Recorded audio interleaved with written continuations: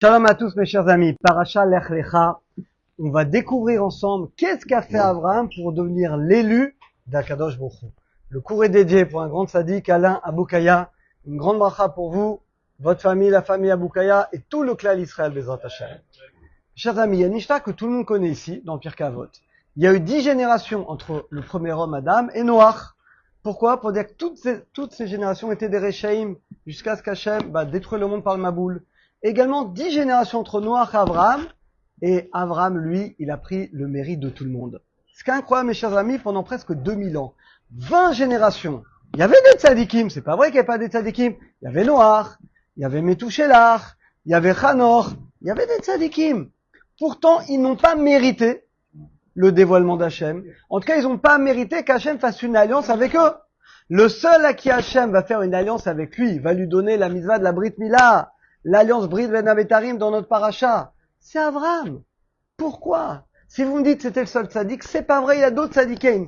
Qu'est-ce qu'il a fait Abraham? Dites-moi quelque chose de concret qu'il a fait, que les autres n'ont pas fait, et que grâce à ça, il va mériter tout ce qu'il a mérité, cette alliance extraordinaire, la Brit Mila, la terre d'Israël, et tout le reste. Alors mes chers amis, vous savez qu'Abraham, c'est écrit dans la Torah, Anefesh Ashasu Becharal. Les âmes qu'il a faites. Rachid, le Talmud nous disent les gens qu'il a convertis. Abraham, il parlait avec des païens, des idolâtres, tout le monde était idolâtre, il les convertissait, chacun il les faisait embrasser la foi dans l'unité d'Akadosh Baruch Hu. Est-ce que vous savez, mes chers amis, à quel âge il a commencé à convertir des gens? Est-ce que quelqu'un sait ici? Personne ne sait, c'est écrit dans la Gemara. La Gemara dit, Pascal non plus, la Gemara dit qu'il avait 52 ans. C'est à l'âge de 52 ans qu'Abraham va commencer à diffuser, à étudier la Torah, à la diffuser et à convertir des gens. Or, Abraham, il est né quelle date? C'est facile. Il est né en 1948. Donc, à 52 ans, il avait quel âge? À 52 ans, on est à l'an 2000. Et vous savez ce qui est écrit dans la Gemara, dans Sanhedrin? Le monde est divisé en trois. Les 2 premiers millénaires, la Gemara dit Alpaim Tohu Vavohu. C'est un monde qui est vide. Pourquoi? Rachid dit, il n'y a pas encore de Torah. Entre l'an 2000 et 4000, c'est l'ère de la Torah. Tu dis, mais pourtant la Torah elle est donnée qu'en 2448. Il y a un trou de 440 ans. Eh ben non. Parce qu'en l'an 2000, mes chers amis, bien qu'on ait plus de 400 ans avant le matin de la Torah, mais c'est la première année où la Torah va commencer à être pas seulement étudiée, mais diffusée. Qui est le premier qui va diffuser la Torah? Abraham Avinu. Tout ça, c'est Rachid, celui qu'il faut voir dans Sanhedrin, Tzadik Zayin, Amoud Aleph.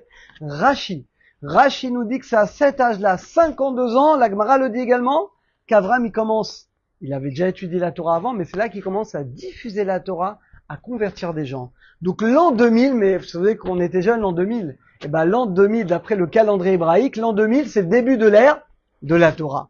Pourquoi? C'est finalement le début de la diffusion de la Torah par Abraham Avinu. Et maintenant, on a compris. Nous dit le Rav Yoram Abergel Zatzal, ça nous répond à la question. On a demandé, qu'est-ce qu'il a fait de spécial Abraham que n'ont pas fait les autres? Noach était un tzaddik. Noach, il a même étudié la Torah, il connaissait la Torah. Mais il n'a pas enseigné la Torah. Pareil Metouchelach, pareil Hanor, les quelques tzaddikim qu'il y a eu, ils connaissaient la Torah, peut-être des parties, mais ils n'ont pas enseigné. Le premier qui a commencé pas seulement à étudier, mais à enseigner la Torah, on appelle ça convertir, c'est pas une vraie conversion, mais à convertir les gens dans l'unité d'Hachem, l'unicité d'Hachem, c'est Abraham Avinu. Et c'est grâce à ça qu'Hachem lui dit, comme tu fais la mitzvah d'enseigner la Torah, je vais te donner la deuxième mitzvah qui est liée au limud de la Torah, on va expliquer pourquoi. C'est quoi cette mitzvah? C'est la fin de la paracha, c'est le chichi, la mitzvah de la Brit Mila. Alors déjà, c'est intéressant que Mila, c'est un mot. Mila, c'est les mots qui sortent de ta bouche. Et Brit Mila, c'est la Brit Mila. Dans le Sefer Etira, qui a été écrit justement par Abraham Avinu, c'est écrit qu'Hachem, il a fait 2 alliances avec Abraham. Brit Halachon, la bouche, la bouche c'est l'étude de la Torah, et la Brit Hamor et la Brit Mila. Vous voyez mes chers amis que c'est 2 mitzvot qui sont intrinsèquement liés. Regardez jusqu'où ça va. La Gemara est dans Nedarim, l'Amoudet Amoud Aleph. La Gemara demande, si je vous demande, par quel mérite Hachem a créé le monde? Il y a un passage qui dit, Imlo Bereti, Yomam Valalach ou Kot Shamaim Lo Samti. Si j'avais pas créé l'alliance Brit, j'aurais pas créé le monde. De quelle alliance on parle d'après vous? De quelle alliance on parle? Marloket Rabbi Rabbi-Zer. Rabbi il dit, on parle de la Brit Mila. S'il n'y avait pas eu la Brit Mila, Hachem n'aurait pas fait créer le monde. Rabbi Eliezer n'est pas d'accord. Il dit non, on parle pas de la Brit Mila. De quelle Brit on parle? Non. La brite de l'étude de la Torah. Si Hachem n'avait pas créé la brite, l'alliance avec l'étude de la Torah, jour et nuit, il doit tout le temps avoir quelqu'un qui étudie la Torah. C'est pour ça qu'Hachem a créé le monde rond. Parce que quand toi tu dors, des gens aux États-Unis ils étudient, bon Hachem, tout le temps on étudie la Torah. S'il n'y avait pas l'étude de la Torah, le monde reviendrait au tohu vavohu. Alors quand on voit cette Gemara, on a l'impression que c'est une discussion. Mais c'est pas une discussion, mes chers amis. Ces deux avis sont vrais. Si je vous demande pourquoi Hachem il a créé le monde, quelle est l'énergie qui va permettre au monde d'exister? Eh bien, mes chers amis, c'est deux mitzvot. Mais deux mitzvot qui sont pas comme les autres mitzvot. C'est deux mitzvot qui sont l'équivalent de toute la Torah. Parce que, mes chers amis, il y a deux mitzvot qui sont l'équivalent de toute la Torah. Un, c'est l'étude de la Torah.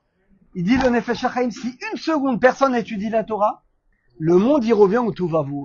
Chers amis, s'il y a personne qui étudie, le monde n'a pas l'énergie spirituelle pour pouvoir tenir. Alors que si personne ne prie, il y a un manque de bracha, mais le monde n'est pas détruit. Parce que la Torah, c'est la vie.